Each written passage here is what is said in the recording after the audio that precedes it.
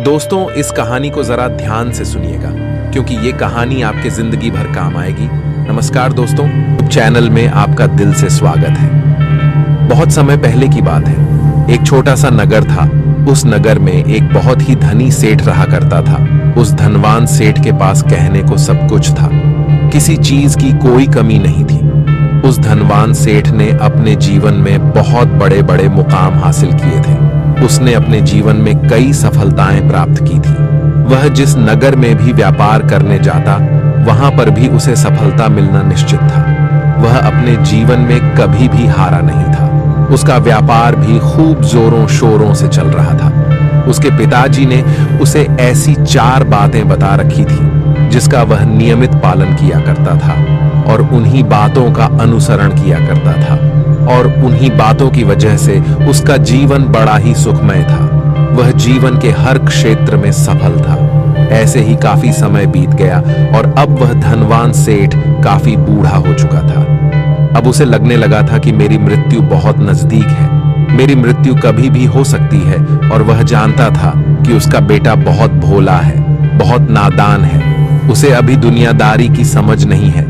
इसलिए उसने अपने बेटे को अपने पास बुलाया और अपने बेटे से कहा, बेटा, मैंने अपने पिताजी से 4 बातें सीखी थी और उन्हीं बातों को मैंने अपने जीवन में उतारा।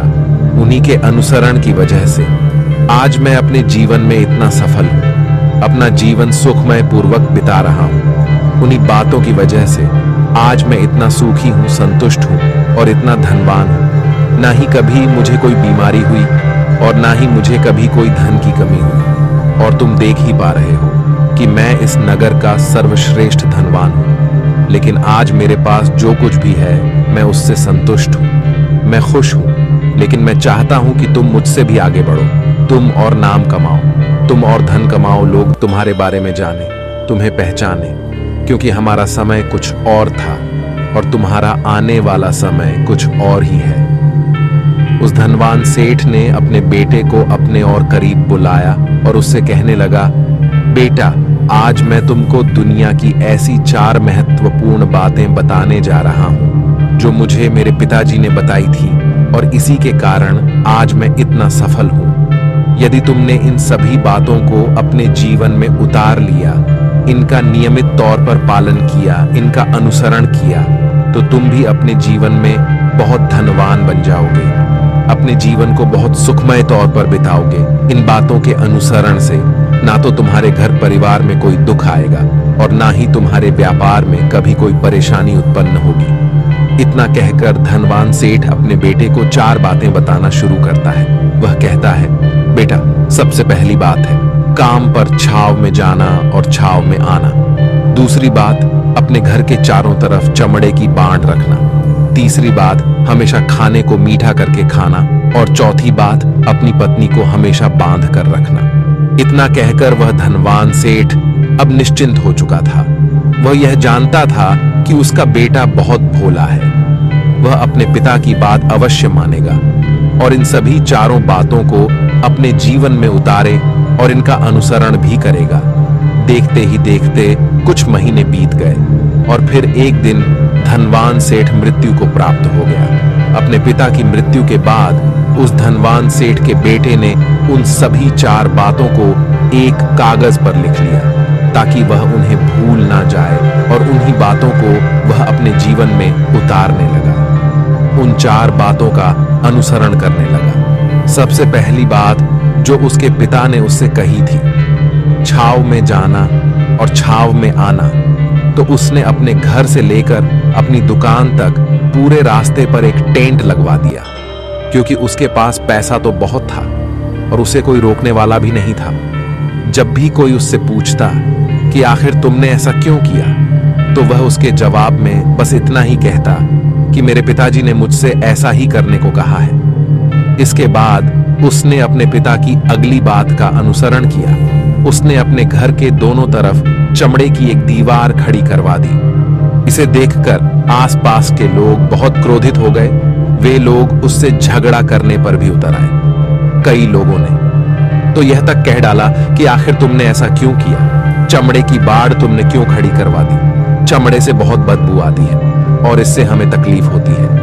इसे आज ही निकलवा दो। लेकिन कोई उसका कुछ भी ना बिगाड़ सका, क्योंकि उसके पास बहुत पैसा था। इसलिए कोई भी व्यक्ति उसका ज्यादा समय तक विरोध ना कर सका। और उसने भी मन बना लिया था कि वह अपने पिता की सभी बातों को पूरे दिल से मानेगा। उसके पिता ने उसे तीसरी बात कही थी, खाने को मीठा करके खाना, जिस कारण वह अपनी पत्नी से हर रोज खाने में कुछ मीठा ही बनवा आता था। कभी सेवियांज, कभी हलवा, तो कभी मिठाइयां। हमेशा यही सब खाता रहता। और उसके पिता ने उसे चौथी बात कही थी, अपनी पत्नी को हमेशा बांध कर रखना, जिस कारण वह हर रोज अपनी पत्नी को रस्सी से बांध कर रखता था। ऐसे ही कई दिन बीत गए और देखते ही देखते अब वह सेठ के बेटे का जीवन धीरे धीरे बर्बाद होने लगा था, क्योंकि उसने अपने पिता की सभी बातों का गलत मतलब निकाला था और वह उसी के अनुसार उनका पालन कर रहा था। देखते देखते उसका उतना बड़ा व्यापार अब ठप होने लगा था। उसके यहाँ पर ग्राहकों की संख्या कम होने लगी थी, क्योंकि जब उसका मन करता तब वह दुकान जाया करता, और जब उसका मन करता तो वह दुकान से वापस घर लौट आता। उसका अपने पिताजी के इस कारोबार में मन नहीं लगता था। इस कारण उसके सारे ग्राहक अब उससे नाराज होने लगे थे। उसके सारे ग्राहक अब एक एक करके उस दुकान को छोड़ते चले जा रहे थे। इस तरह उसका पूरा व्यापार अब ठप हो चुका था। जिस व्यापार को खड़ा करने में उसके पिताजी ने खून पसीना एक कर दिया था, उस व्यापार को उसने कुछ ही महीनों में पूरी तरह से बर्बाद कर दिया था। अब उसका धंधा बहुत कम हो चुका था, जिस कारण वह बहुत परेशान रहता था, वह बहुत चिंतित रहता था। और इसके साथ ही उसने अपने घर के चारों तरफ चमड़े की दीवार खड़ी करवाई थी। उस कारण आसपास पर बहुत गंदी बदबू फैल चुकी थी। इसलिए जो भी उसके आसपास रहते थे उन सभी ने वह घर छोड़कर कहीं और पर अपना बसेरा बसा लिया। चमड़े की बदबू के कारण अब उसके घर में भी कोई नहीं आता था। यहाँ तक कि उसके मित्र और रिश्तेदार भी उस घर में आने से कतराते थे। लेकिन अब भी उसे समझ नहीं आ रहा था कि आखिर ये सब हो क्यों रहा है। वह बहुत परेशान रहने लगा था और वह हमेशा मीठा भोजन किया करता था, जिस कारण उसका वजन बहुत ज्यादा बढ़ चुका था। और इस मोटापे के कारण उसके शरीर में ना जाने कितनी सारी बीमारियों ने अपना घर बना लिया था। आए दिन उसके घर पर वेद आने लगे थे। इन्हीं कारणों से अब उसका पैसा भी इन चीजों में बर्बाद होने लगा था। और अपने पिता की चौथी बात उसने मानी थी, वह थी अपनी पत्नी को बांध कर रखता, जिसकी वजह से उसकी पत्नी उससे नाराज हो गई और वह घर छोड़कर अपने मायके लौट गई। उसने अपनी पत्नी को मनाने की कोशिश की, तरह तरह के उपाय किए, लेकिन उसकी पत्नी नहीं मानी। और वैसे भी कोई भी स्त्री ऐसे मर्द के साथ क्यों रहना चाहेगी जो उसे बेवजह ही बेबात पर बांध कर रखता हो। देखते देखते अब वह सेठ के बेटे का पूरा जीवन बर्बाद हो चुका था। ना तो अब उसके पास व्यापार बचा था, ना ही धन, ना ही उसकी पत्नी, और ना ही वह रिश्तेदार जो पैसों के लिए उसके आसपास घूमा करते थे। और तो और अब उसका स्वास्थ्य भी ठीक नहीं रहता था, जिस कारण वह बहुत चिंतित रहने लगा था, बहुत परेशान रहने लगा था। उसे यह सब समझ ही नहीं आ रहा था क्या हो रहा है और क्यों हो रहा है। इन सभी बातों को लेकर तो बहुत परेशान रहता और वह मन ही मन अपने पिताजी को कोसा करता और कहता, पिताजी, आपने तो मेरा पूरा जीवन बर्बाद कर दिया। आपकी उन 4 बातों के कारण आज मुझसे मेरा सब कुछ छिन चुका है। ना तो मेरे पास व्यापार रहा, ना ही धन दौलत, ना ही वह रिश्तेदार, ना ही मेरी पत्नी, और यहाँ तक कि मेरे स्वास्थ्य ने भी मेरा साथ छोड़ दिया है। आप ही के कारण आज मेरा पूरा जीवन बर्बाद हो चुका है। यदि मैंने आपकी वह 4 बातें ना मानी होती, यदि मैंने उन्हें अपने जीवन में ना उतारा होता, तो आज मैं एक सुखमय जीवन जी रहा होता। आपकी इन 4 बातों पर चलकर मुझे क्या मिला? मैंने एक आज्ञाकारी बेटे की तरह आपकी सारी बातें भली भांति मानी, उन पर यकीन किया, उनका अनुसरण किया।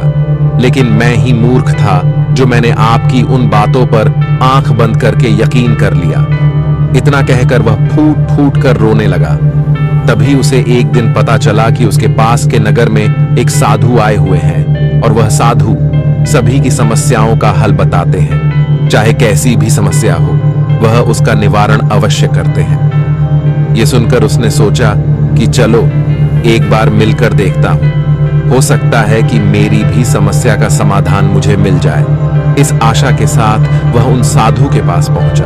वहां पहुंचकर सीधा उनके चरणों में जा गिरा और जोर जोर से रोने लगा। वह कहने लगा, हे गुरुवर, अब आप ही मुझे बचा सकते हैं। मेरे पिताजी ने तो मेरा पूरा जीवन बर्बाद करके रख दिया। आज मेरी जो भी स्थिति है वह सब मेरे पिताजी के कारण ही है। मेरे पिताजी ने मुझे जैसा कहा मैंने वैसा ही किया। हमेशा एक अच्छे बेटे की तरह उनकी सारी बातें मानी, अपने सारे फर्ज निभाए। और देखिए मेरे पिताजी ने मेरे साथ क्या किया। मरते मरते भी वह मुझे गलत बात सिखा गए और उसका खामियाजा मुझे आज भुगतना पड़ रहा है, क्योंकि मैंने उनकी सभी बातों को अपने जीवन में उतारा, उनका अनुसरण किया। और देखिए आज मेरे साथ क्या हो गया। मेरा तो पूरा जीवन ही बर्बाद हो गया। मैं अब तक यह नहीं समझ पाया कि मेरे पिताजी ने मेरे साथ ऐसा क्यों किया। क्या मैंने उनके साथ कुछ गलत किया था? इतना कहकर वह उन साधु के सामने और भी जोर जोर से रोने लगा। तभी वह साधु महाराज उस सेठ के बेटे से कहते हैं, बेटा चुप हो जाओ, पहले मुझे अपनी सारी बात तो बताओ। आखिर तुम्हारे साथ क्या हुआ है? तुम इस तरह से क्यों रो रहे हो? तुम्हारी इस परेशानी का क्या कारण है? उन साधु के इतना कहने पर उस सेठ के बेटे ने पर्ची उन साधु के हाथ में रख दी, जो उसने अपने पिता की मृत्यु के बाद लिख रखी थी, जिसमें उसने अपने पिता की चारों बातें लिखी थी। उन साधु ने पर्ची ली और उसे पढ़ने लगे, और उन्होंने जैसे ही वह पढ़ा तो वह जोर जोर से हंसने लगे। और वह उस सेठ के बेटे से कहते हैं, तुम कितने बड़े मूर्ख हो। तुम्हारे पिता ने तो तुम्हें दुनिया का सारा ज्ञान दे दिया, लेकिन तुम उसे समझ नहीं पाए, तुम उसका सही तरह से पालन नहीं कर पाए। और कहते हो कि तुम्हारे पिता ने तुम्हें गलत राह दिखाई है, तुमने गलत संदेश दिया है। तुम्हारे पिताजी तो तुम्हारी परीक्षा ले रहे थे कि तुम उनकी बातों को समझ पाते हो या नहीं, तुम उनकी बातों का सही मतलब निकाल पाते हो या नहीं। यदि वह चाहते तो इसका मतलब तुम्हें अच्छी तरह से बता सकते थे, लेकिन वह चाहते थे कि तुम इन बातों का मतलब खुद से जानो, खुद से समझो कि इन बातों का क्या अर्थ है। लेकिन अब तो ऐसा प्रतीत होता है कि मानो तुम्हारी बुद्धि बिल्कुल भ्रष्ट हो चुकी है। तुमसे बड़ा मूर्ख मैंने आज तक नहीं देखा। जिसके पास दुनिया का इतना बड़ा ज्ञान हो, वह भला इतनी बड़ी मूर्खता कैसे कर सकता है? तुम्हारे पास कोई ज्ञान नहीं है, तुमने कोई भी ज्ञान अर्जित ही नहीं किया। अगर तुम इन बातों का सही मतलब समझ चुके होते तो तुम भी अपने जीवन में अपने पिता की तरह ही सफल होते, खुश होते और तुम्हारा जीवन सुखमय तरह से बीत रहा होता। लेकिन तुम इतने बड़े मूर्ख हो कि तुमने अपने पिता की बातों का गलत मतलब निकाल लिया। उन बातों के मतलब के बारे में तुमने सोचा तक नहीं। उन्होंने जैसा कहा तुमने वैसा करना शुरू कर दिया। यदि तुम्हें उन बातों का अर्थ नहीं पता चल रहा था तो तुम किसी ज्ञानी से मिल सकते थे, तुम उससे उस बात का मतलब निकाल लेते। लेकिन जैसा तुमने अपने पिता की इन बातों को समझा है, इसका मतलब वैसा नहीं है। इस पर वह धनवान सेठ का बेटा कहता है, हे गुरुवर, आप क्या कहना चाहते हैं? क्या मैं अपने पिता की बातों को सही नहीं समझ रहा? और वैसे भी इसमें समझने लायक है क्या? उन्होंने तो सब कुछ साफ साफ ही बताया था और मैंने उन्हें अपने जीवन में उसी तरह से उतार लिया, तो फिर मैंने गलत क्या किया है? इस पर गुरुवर एक बार फिर मुस्कुराने लगे और उस सेठ के बेटे से कहते हैं, बेटा, ये जो बातें लिखी गई हैं, इन बातों के पीछे एक गहरा अर्थ है जिसे तुम समझ नहीं पाए। इसी कारणवश तुमने यह मूर्खता कर दी और इसी कारणवश तुमने अपना पूरा जीवन बर्बाद कर लिया। लेकिन अब भी कुछ नहीं बिगड़ा, अब भी तुम्हारे पास बहुत समय है। यदि तुम चाहो तो अब से मेहनत करके भी तुम अपने जीवन में एक बार फिर से वह खुशहाली वश समृद्धि सब कुछ हासिल कर सकते हो। इस पर वह सेठ का बेटा कहता है, ठीक है, कृपया करके मुझे उन चारों बातों का मतलब समझाइए। आखिर उन चार बातों का क्या अर्थ है?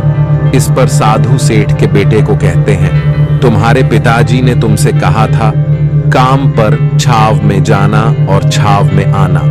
इसका मतलब ये है सूर्य निकलने से पहले ही तुम दुकान पर पहुंच जाना और सूर्यास्त होने के बाद ही तुम वापस घर आना, जिससे तुम्हें दुकान पर अधिक से अधिक समय मिल पाएगा।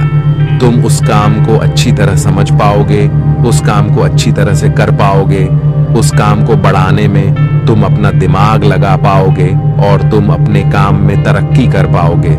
लेकिन तुमने तो इसका गलत ही मतलब निकाल लिया। तुमने तो अपने घर से लेकर दुकान तक एक ऐसा टेंट लगवा दिया जिससे तुम छाव में आ सको और छाव में जा सको। अब तुम ही बताओ, क्या तुमने अपने पिताजी की इन बातों का सही मतलब समझा था? यह सुनकर वह सेठ का बेटा जोर जोर से रोने लगा और कहने लगा, हे गुरुवर, मेरी ही गलती थी। मैंने अपने पिता की इन बातों का गलत मतलब निकाला और इसी कारण वश आज मैं पूरी तरह से बर्बाद हो चुका हूं। मैं ही सबसे बड़ा मूर्ख था। मेरे पिताजी ने तो मुझे इतना महत्वपूर्ण ज्ञान दिया, लेकिन मैं उस हीरे को पत्थर समझ बैठा। आगे वह सेठ का बेटा उन गुरुवर से कहता है कि गुरुवर, दूसरी बात क्या है, उसका अर्थ क्या है? आगे गुरुवर दूसरी बात का अर्थ समझाते हुए कहते हैं, चमड़े की बाड़ करवाना, इसका अर्थ यह है कि तुम अपने घर में कुत्ता या बिल्ली पालना। जब तुम अपने घर में कुत्ता बिल्ली पाल लोगे तो यह तुम्हारे घर की चारों ओर से रक्षा करेगा, जिससे तुम्हारी धन दौलत पूरी तरह से सुरक्षित रहेगी और तुम बेफिक्र होकर दुकान पर मन लगा सकोगे, बेफिक्र होकर दुकान के कामों को समझ सकोगे और तरक्की कर पाओगे। और तो और तुम्हारे मन में कभी यह भी डर नहीं होगा कि कहीं कोई चोर आकर मेरी संपत्ति न चुरा ले। चमड़े की बाड़ करवाने का असली मतलब ये है, लेकिन तुमने तो चमड़े की बाड़ करवाने का मतलब कुछ और ही निकाल दिया। तुमने तो अपने घर की 2 दीवारों को ही चमड़े से पूरी तरह से भरवा दिया, जिस कारण आसपास गंदी बदबू फैल गई। तुम्हारे आसपास के पड़ोसी भी अपना घर छोड़कर कहीं और चले गए। यहां तक कि तुम्हारे मित्र, तुम्हारे सगे संबंधी भी उस बदबू के कारण तुम्हारे घर पर आने से कतराने लगे। और अब हालत यह हो चुकी है कि ना तो तुम्हारे घर पर कोई आता है और ना ही कोई जाता है, और इसी कारणवश लोग तुम्हें नापसंद करने लगे और तुम्हारी बर्बादी का यह भी कारण है। आगे सेठ का बेटा कहता है, हे गुरुवर, ये सब तो ठीक है, लेकिन ये खाने को मीठा करके खाना, इसका क्या मैंने इसका भी अर्थ गलत निकाला है क्या? मैंने तो अपने पिता की बातों के कहे अनुसार ही हर रोज मीठा खाया और आज देखिए मेरा शरीर कितना वजनदार हो चुका है, जिस कारण मुझे अनेक प्रकार की बीमारियों ने घेर रखा है। क्या मैं इस बात को भी गलत समझ रहा था? इस पर वह साधु उस सेठ के बेटे से कहते हैं, हाँ, तुमने इस बात का भी गलत मतलब ही निकाला है। मीठा करके खाने का अर्थ यह है कि जब भी तुम्हें भूख तेजी से लगे तभी तुम्हें भोजन करना है, ना उसके पहले और ना उसके बाद। अन्यथा यदि तुम्हें भूख ना लगी होगी और तुम्हें भोजन मिल जाए तो तुम उस भोजन की कभी कदर नहीं करोगे। वह रोटी तुम्हें कभी मीठी नहीं लगेगी, फिर चाहे वह भोजन कितना भी स्वादिष्ट क्यों ना हो, चाहे भोजन कितना भी लाजवाब क्यों ना हो, तुम उसकी कदर कभी नहीं कर पाओगे, तुम उसका सम्मान कभी नहीं कर पाओगे। किंतु जब एक व्यक्ति को जोरों की भूख लगी होती है तो उसके सामने यदि तुम सूखी रोटी भी रख दो तो भी वह उसके लिए किसी पंचमेल से कम नहीं है। वह उसे प्रेम पूर्वक खाता है, उसका आदर करता है, उसका सम्मान करता है और वह रोटी उसे मीठी लगती है। इसीलिए तुम्हारे पिताजी ने यह कहा था कि भोजन मीठा करके खाना, जिससे तुम्हारा स्वास्थ्य भी अच्छा रहेगा। क्योंकि जब एक व्यक्ति को भूख लगी होती है और उस समय पर जब वह भोजन करता है तो वह उसके लिए एक अमृत समान होता है, और वहीं पर जब किसी व्यक्ति को भूख ना लगी हो और ऐसे समय पर वह भोजन करता है तो वह उसके लिए विष समान है, वह उसे बहुत नुकसान पहुंचा सकता है। लेकिन तुमने तो इसका भी गलत मतलब निकाला था। तुम हर रोज मीठा खाने लगे, जिस कारण तुम्हारा वजन बढ़ने लगा और इसी कारण वश तुम्हारे शरीर में अनेक रोग ने अपना घर बना लिया और यह तुम्हें मृत्यु के करीब ले जा रहा था। इसलिए आज से जब भी तुम्हें जोरों की भूख लगे तभी भोजन करना तुम्हारे लिए अत्यधिक फायदेमंद होगा और तुम्हारे शरीर को हमेशा निरोगी बनाने में तुम्हारी मदद करेगा। और जब भी तब भोजन की आवश्यकता ना हो, तुम्हें भूख ना लगी हो, ऐसे समय पर भोजन कभी ना करना। ये तुम्हारे लिए बहुत नुकसानदायक साबित होगा और यही तुम्हारी तीसरी गलती थी जिस कारण तुम्हारा पूरा जीवन बर्बाद हो रहा था। आगे सेठ का बेटा कहता है, चौथी बात तो बिल्कुल साफ लिखी गई है, अपनी पत्नी को हमेशा बांध कर रखना। तो इसका अर्थ भी कुछ और है क्या? मैंने इसका भी गलत मतलब निकाला है। इस पर साधु कहते हैं, हाँ बेटा, अपनी पत्नी को बांध कर रखने का अर्थ यह नहीं है कि तुम रोज रस्सी से बांध कर रखो, बल्कि इसका अर्थ तो यह है कि जब भी तुम दोनों के बीच में कोई आपसी मतभेद हो जाए, कुछ नोक झोंक हो जाए, तो तुम अपनी पत्नी पर हाथ मत छोड़ना। जब तक एक स्त्री का पति उसके साथ रिश्ते में बंधा होता है तो वह अपने रिश्तों में बंध जाती है और वह अपने रिश्ते को पूर्ण तरीके से निभाने का हर मुमकिन प्रयास करती है। और ऐसे समय पर यदि तुम्हारे बीच कुछ नोक-झोंक हो जाए, कुछ गलतियां हो जाएं और ऐसे समय पर तुम उस स्त्री का हाथ नहीं छोड़ते तो वह तुम्हें छोड़कर कभी नहीं जाएगी। लेकिन इसका अर्थ यह भी नहीं है कि तुम अपनी पत्नी पर अत्याचार करो, बल्कि तुम्हारे पिताजी यहाँ पर कहना चाहते थे कि जो भी कोई व्यक्ति तुम्हारे साथ किसी रिश्ते में जुड़ा हुआ है उसे अपने रिश्ते में इस तरीके से बांध लो कि वह तुम्हारे साथ झगड़े और नोक-झोंक के बाद भी नुकसान ना पहुंचा सके, वह तुम्हारे साथ कुछ गलत ना कर सके और तुम्हारा फायदा ना उठा सके। अपने रिश्तों को हमेशा बांध कर रखना, उन्हें खुला मत छोड़ना, अन्यथा वह तुम्हारे हाथ से फिसल जाएंगे। और हम में से अधिकांश लोग अपने जीवन में यही गलतियां करते हैं और अपने नए रिश्तों को कभी समय नहीं देते, जिस कारण उनका रिश्ता उतना मजबूत नहीं हो पाता और इसी कारणवश वह अपने रिश्ते से हाथ धो बैठते हैं। और यही गलती तुमने भी की। तुमने तो अपनी पत्नी को बांध कर रखा था, तो भला वह तुम्हें कैसे माफ कर सकती है? और यही कारण है कि वह तुम्हें छोड़कर चली गई। तुमने जो अपनी पत्नी के साथ किया वह माफी के लायक नहीं है, लेकिन तुम्हें अपनी पत्नी से माफी मांगनी चाहिए क्योंकि तुमने गलत किया है। इसलिए जाओ और अपनी पत्नी से माफी मांगो, उसे वापस घर लाओ। और यही वह 4 बातें थीं जो तुम्हें तुम्हारे पिता ने समझाने का प्रयास किया था, लेकिन तुमने इन सभी बातों का गलत मतलब निकाला और इसी कारणवश तुम पूरी तरह से बर्बाद हो गए। किंतु अभी भी तुम्हारे पास बहुत समय है। यदि तुम इन सभी बातों का सही से अनुसरण करते हो तो तुम अपने जीवन में एक बार फिर से वह सब कुछ हासिल कर सकते हो जो तुमने खोया है। ये सारी बातें हमारे जीवन की पूरी परेशानियों का समाधान है। तुम किसी भी तरह से इनको देख सकते हो।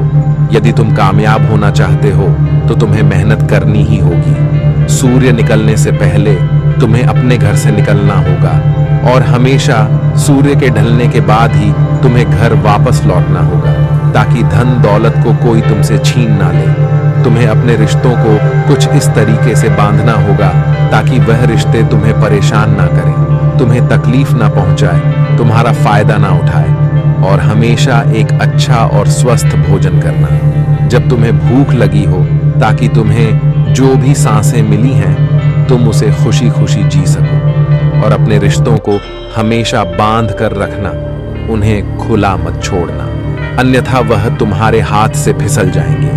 और अपने घर में अवश्य ही कुत्ते या बिल्ली को जरूर पालना ताकि तुम्हारा धन हमेशा सुरक्षित रहे। इन सभी बातों का अपने जीवन में अनुसरण करने के बाद तुम अपने जीवन में सब कुछ एक बार फिर पा सकते हो जो तुमने आज तक खोया है। और हो सकता है कि तुम इससे भी अधिक उन्नति कर पाओ, इससे भी अधिक समृद्धि पा सको, अपने जीवन को खुशहाल और सुखमय बना सके। इतना कहकर वह साधु शांत हो गए और सेठ का बेटा भी अपनी सभी गलतियों को समझ चुका था।